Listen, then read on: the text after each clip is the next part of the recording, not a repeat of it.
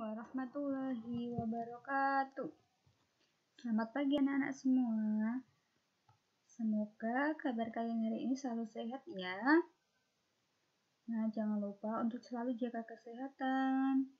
Jangan banyak keluar rumah dan selalu menerapkan pola hidup sehat. Makan makanan yang bergizi supaya kita terhindar dari segala penyakit. Nah, pada hari ini Bulia akan menjelaskan pendalaman materi tema 1, organ gerak hewan dan manusia. Untuk hari ini kita fokus untuk belajar tentang nilai-nilai Pancasila yang terkandung dalam muatan pelajaran PPKN. Nah, Pancasila itu merupakan suatu rumusan dan pedoman kehidupan berbangsa dan bernegara bagi seluruh rakyat Indonesia. Pancasila terdiri dari 5 sila. Sila-sila dalam Pancasila itu memiliki keterkaitan antara satu dengan yang lainnya. Jadi, nilai-nilai yang terkandung dalam setiap sila itu saling berkesinambungan. Nah, arti penting Pancasila dalam kehidupan masyarakat itu ada beberapa. Di antaranya sebagai dasar negara, sebagai pandangan hidup, sebagai jiwa dan kepribadian bangsa, sebagai cita-cita bangsa Indonesia, sebagai perjanjian luhur rakyat Indonesia, dan yang terakhir sebagai sumber dari segala sumber hukum. Nah, untuk selanjutnya kita akan belajar nilai-nilai yang terkandung dalam tiap sila Pancasila. Untuk sila yang pertama, nilai yang terkandung yaitu masyarakat Indonesia mengakui Tuhan adalah pencipta alam semesta. Untuk sila yang kedua, nilai yang terkandung yaitu mengakui adanya persamaan derajat antara sesama manusia sehingga setiap warga negara memiliki hak dan kewajiban yang sama. Sila yang ketiga, nilai yang terkandung yaitu diwujudkan dengan rasa cinta terhadap tanah air dan rela berkorban bagi bangsa dan negara. Sila keempat, sebagai pedoman dalam upaya penyelesaian masalah yang terjadi di masyarakat. Sila yang kelima, mengharapkan agar masyarakat Indonesia tidak melakukan perbuatan yang dapat merugikan kepentingan umum. Nah, ini adalah inti dari nilai-nilai yang terkandung dalam setiap sila Pancasila. Untuk selanjutnya, Bulia akan jelaskan nilai-nilai yang terkandung dalam setiap sila yang dapat diterapkan dalam kehidupan sehari-hari atau yang bisa diwujudkan dalam perilaku kita sehari-hari. Nah, yang pertama, sila pertama dilambangkan dengan bintang emas. Nilai yang terkandung di antaranya meyakini adanya Tuhan sebagai pencipta alam, bertakwa kepada Tuhan sesuai ajaran agama kita masing-masing ya. Yang kedua, saling menghormati antar pemeluk agama dan tidak mengganggu kegiatan ibadah agama lain.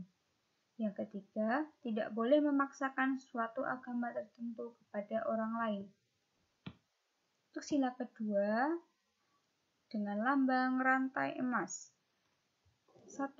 Mengakui persamaan derajat, hak, dan kewajiban antar sesama manusia. Yang kedua, mengembangkan sikap tenggang rasa.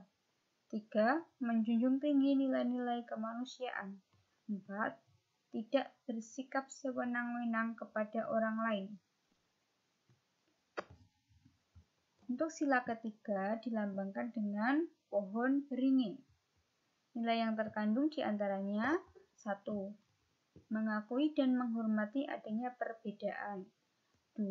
Rela berkorban untuk negara. 3. Memiliki rasa bangga dan cinta tanah air. 4. Mengutamakan kepentingan bangsa dibandingkan kepentingan pribadi atau kepentingan golongan. Sila yang keempat dilambangkan dengan kepala banteng. Nilai yang terkandung yang pertama, mengutamakan musyawarah untuk menyelesaikan masalah. Yang kedua, menghargai dan menghormati keputusan bersama. Yang ketiga, tidak memaksakan kehendak kepada orang lain. Yang keempat, melaksanakan hasil musyawarah sebaik-baiknya. Sila yang kelima dilambangkan dengan padi dan kapas. Nilai yang terkandung yang pertama, bersikap adil terhadap sesama. 2. Menerapkan sikap kekeluargaan dan gotong royong. 3. Membiasakan hidup hemat dan suka bekerja keras. 4. Menghargai hasil karya orang lain. Nah, itu adalah contoh nilai-nilai yang terkandung dalam setiap sila Pancasila yang bisa kita wujudkan dalam kehidupan kita sehari-hari. Baik itu kehidupan di sekolah, di rumah, maupun di masyarakat.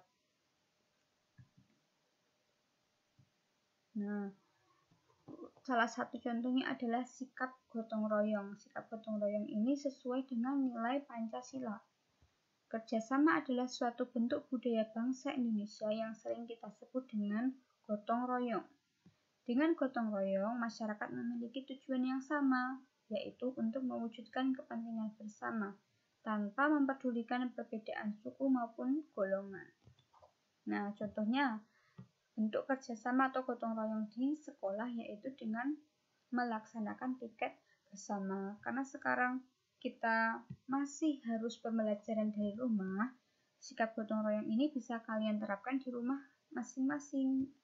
Bisa dengan gotong royong membersihkan halaman, membersihkan rumah bersama-sama dengan orang tua atau dengan anggota keluarga yang lain.